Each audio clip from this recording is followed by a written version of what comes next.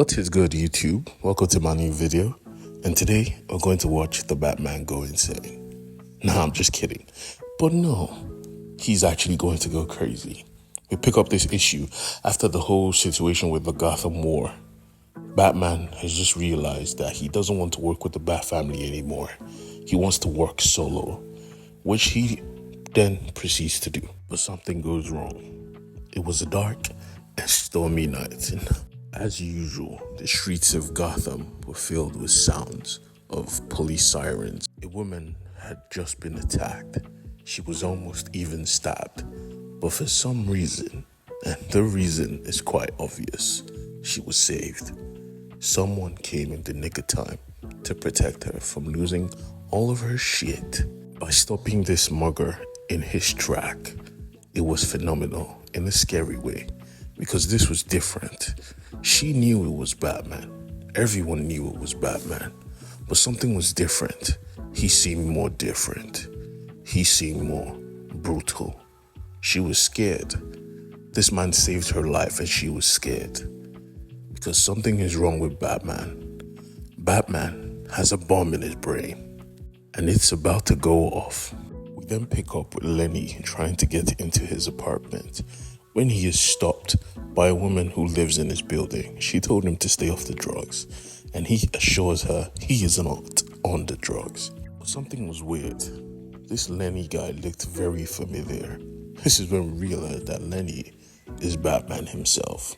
He had forsaken the identity of Bruce Wayne, diving headfirst into being Batman. He has stopped the robbery, stopped the murder, and stopped dealers. But it's not enough. Because we know his main target is the Joker himself, the crown prince of crime, that devil, the guy that has caused Batman most of his pain. He was so dangerous the city had a code name for a Joker incident. He was a virus infecting Gotham itself.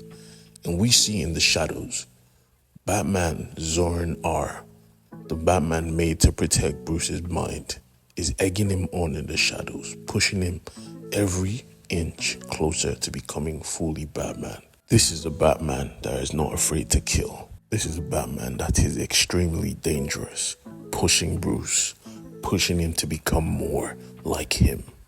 Because now they're going to face their biggest arch nemesis ever. Because today, something was going to end. Today, Batman himself was finally going to put a stop to the Joker's reign. Today, the Joker commits his last crime. That same night, Batman is called to a crime scene in Gotham. This crime scene was very complicated, so the police of Gotham City thought it was best to have some help. And he came in like a boss in the deep of the night. The police were terrified, but not of Batman. They were terrified of what stood before them. This was not just any murder.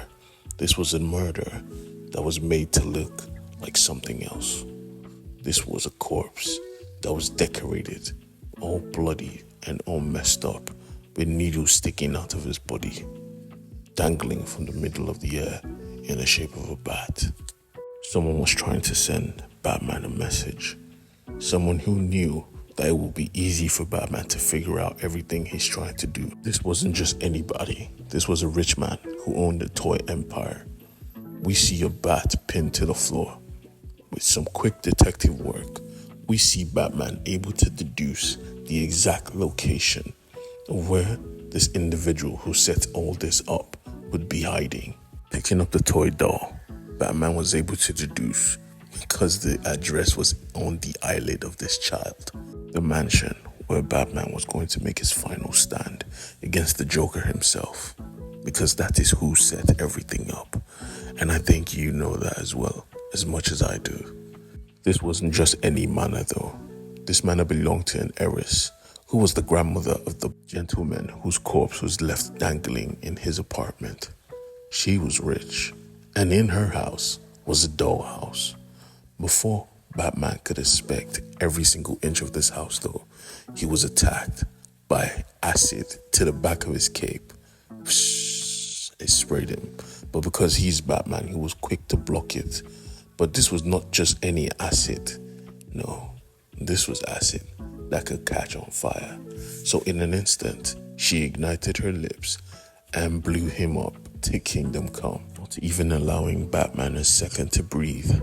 He tried to make distance, but before he could escape from this fiery torture, a big massive door knocks him through the wall into another room. Batman was shocked because this was flesh and bone. Someone was in that costume. So he then proceeds to launch an attack, pushing back this humanoid in a doll costume. He used his robotic hand to spray in some gas that was meant to knock this individual out. But something was off because he kept coughing and coughing. Then he started laughing and laughing because at that moment we realized this person was a goon, an ex-goon of the Joker who left his organization to work for Catwoman during Gotham War. He was dying.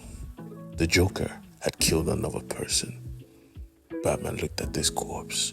One more life. Your last life. Because this ends today. You hear me, Joker? This ends today. Batman had conviction. Walking around this manor, he realized some of these photos were of his former masters and mentors who taught him the skills he needed to become Batman. This person knew him. The Joker knew every single thing he needed to about Bruce Wayne. Leading upstairs, he was hearing some voices, but before he could apprehend the culprit, the room was empty. He stepped into a room with the body on the bed, with the head of a monitor, and on that monitor, he saw someone very important to him, a master who trained Bruce Wayne in the art. She was his first Catwoman, and the Joker had her bound. The Joker was going to kill her. Watching from above, Bruce noticed. He noticed himself being watched, and he launched an attack, grappling the roof and pulling it down, making a hole for him to pass through. He took the opportunity to jump through the roof, trying to apprehend the Joker. But he didn't meet the Joker, no. What he met was a room full of Batman's greatest failures. The death of his parents, the loss of his people. This was the Joker's slap to Bruce Wayne's face. The pain he felt at this moment was immense, forcing Batman in this moment to relive his most painful memories. The loss of his parents, the loss of his Robin, the loss of his friend Alfred, the loss of the love of his life, Catwoman. Batman had had enough. Now, he walked into a room where the Joker stood on a tower, riddled with the fake corpses of every member of the Bat family. This was Joker's final stroke. This time, Joker was not going to escape. Batman was ready to take him out, walking forward like a boss. Even the Joker pulled up his sleeves, but something was weird. The Joker wasn't talking to Batman. The Joker was talking to someone else. Come forth, because I don't want to play with you. I want to play with the other Batman, the real Batman, the one inside you. At that moment, Bruce loses consciousness. He was fading away. Something is wrong. He finds himself in an empty room. Standing before him was someone he was hoping to never meet. Standing before him was Zorinar. The Batman who was made to protect his mind had taken over his mind. At this moment, Bruce Wayne did not control his body. No. At this moment, Zorinar controlled his body, and Bruce Wayne was locked in his own mind. The Joker called, come out and play. And Zorinar answered, Joker. With a smile, he looked up and greeted the Joker with a big-ass punch to the freaking face, launching him into the air.